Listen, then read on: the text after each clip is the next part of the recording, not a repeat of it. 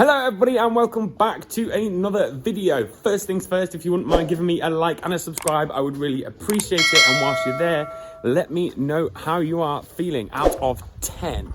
This week for me, it's a bit of a mixed bag. I don't know if I can really give an accurate number. In some respects, I'm like an 8.5, 9, and in other respects, I'm like maybe a 3 or a 4. And that's because, well, I'll get into it, shall I? The highs and lows of the week. Low of the week first being this. Hornblower, well, he's gone.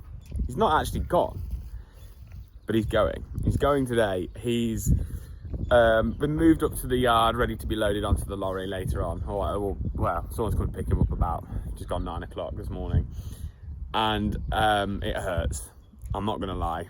It really hurts. This is the reason why I could be feeling like a 3. You know, I'm such a ruthless guy when it comes to cow production and being like on it with cows. And cows, if they're not productive, they've got to go. And it doesn't bother me. Like, I'm just like, they've got to go.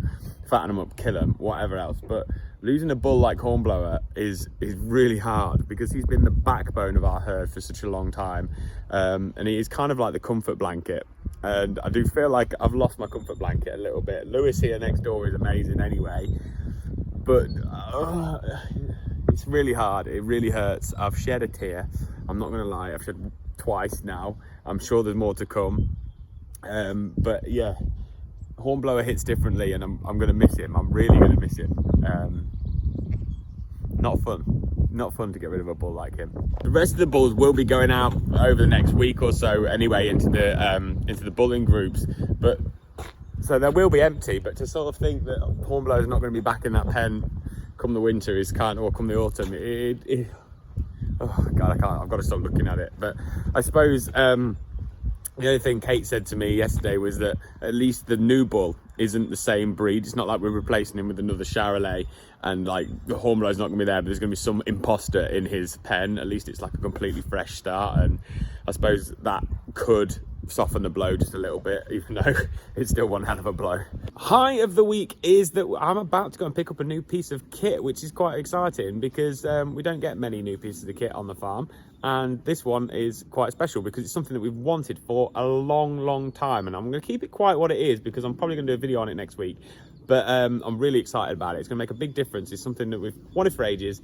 And we went into the dealer's yard. We weren't planning on buying it. He told us that he'd put it in as a stock order and that the price had gone up like a silly amount since then. And we were like, well, probably time to bite the bullet because we're never going to buy it as cheap. So that is going to be my high of the week. This week, I want to talk a little bit about cattle diets because we've had to change our diet a little bit.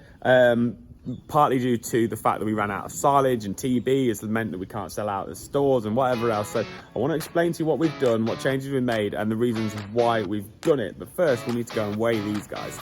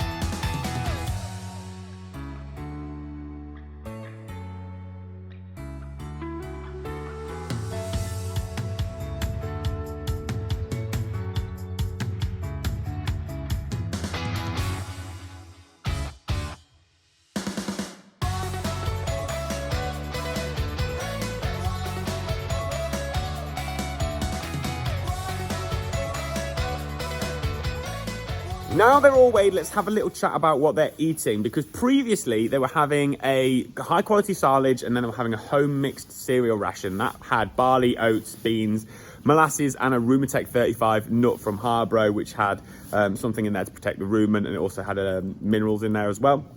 And that was working really well. And that whole home ration was sort of developed to work well with the high quality silage. However, because we went down with TB and we had too many cattle around, we couldn't sell anything out, you know the story, I go on about it all the time, we ran out of silage. Quite frankly, we ran out of silage. We started using a lesser quality silage for the cattle, for the young stock, and it wasn't having the desired effect. That home mixed ration wasn't giving them the growth rates that we were wanting. And then when we ran out of that, we were having to use straw as their roughage, and we needed to find something a little bit different, which is why we've moved on to the berry stock. And I'll show you the difference when I go up to the feed store in a minute. I'll show you the difference in the ration.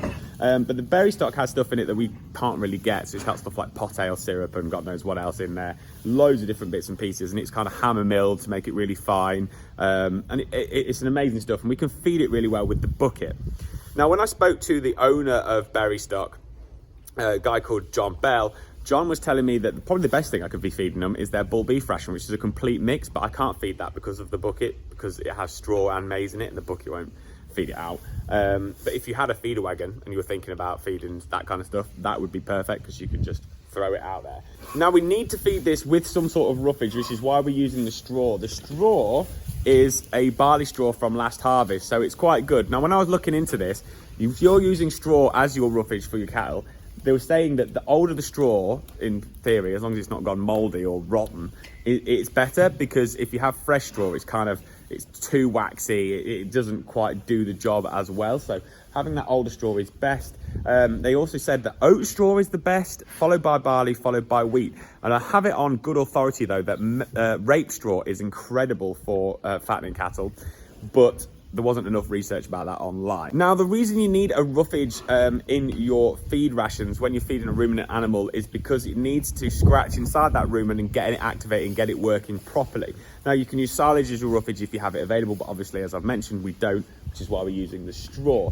Also, you'll hear people talking about having a bung up the back end, which when they say that, what they really mean is if you have stuff like the berry stock, which is quite fine, quite finely milled, and you don't feed any roughage, obviously the rumen won't work, but also the stuff will flow through the cow so fast that it will never actually digest it properly and never absorb all the nutrients and all the good stuff that's in it that you want them to absorb to make them grow.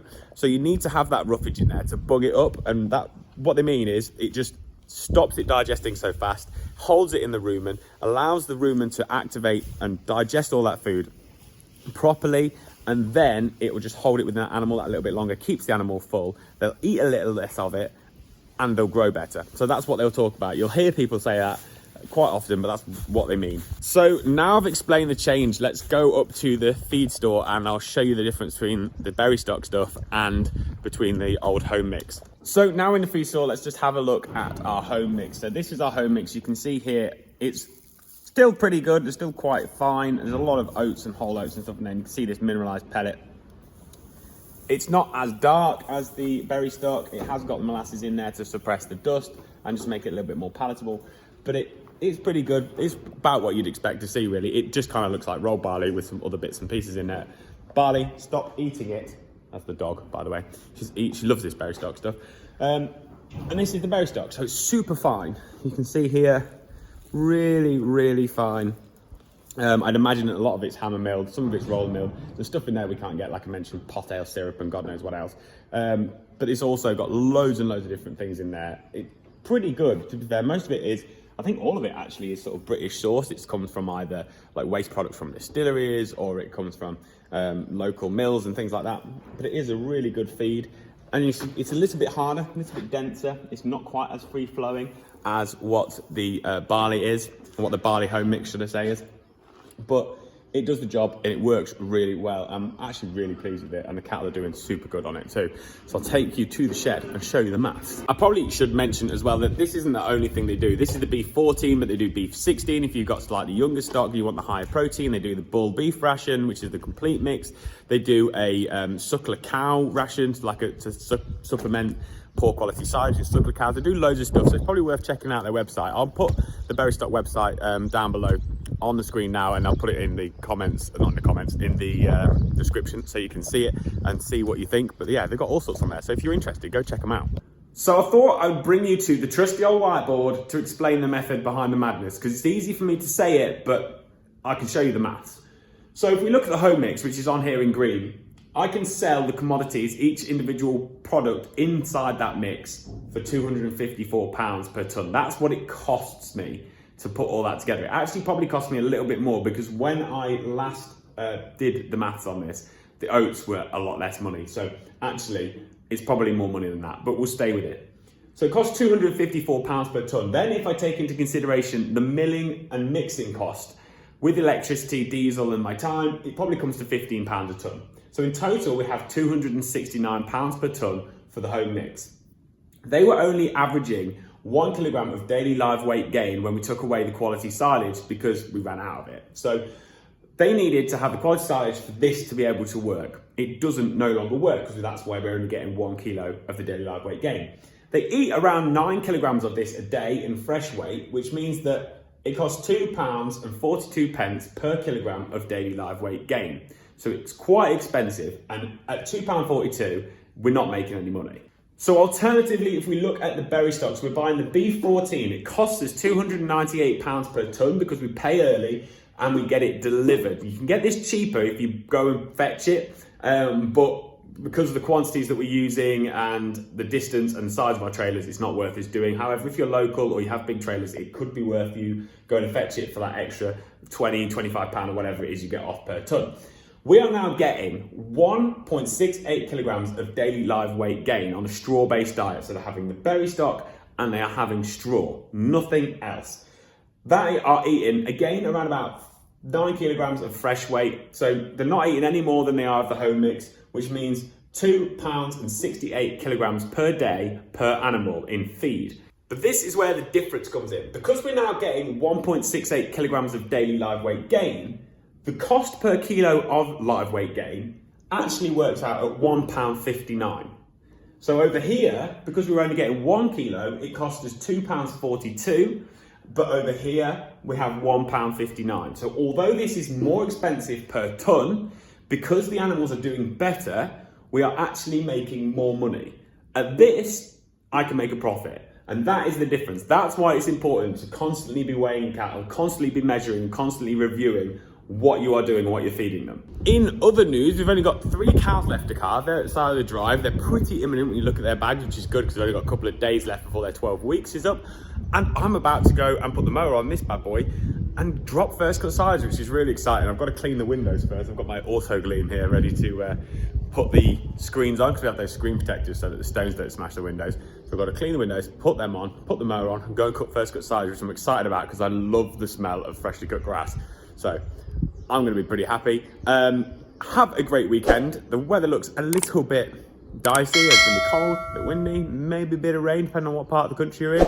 But the Champions League final is on, so the swings and roundabouts. Have a great one. See you all soon. Bye.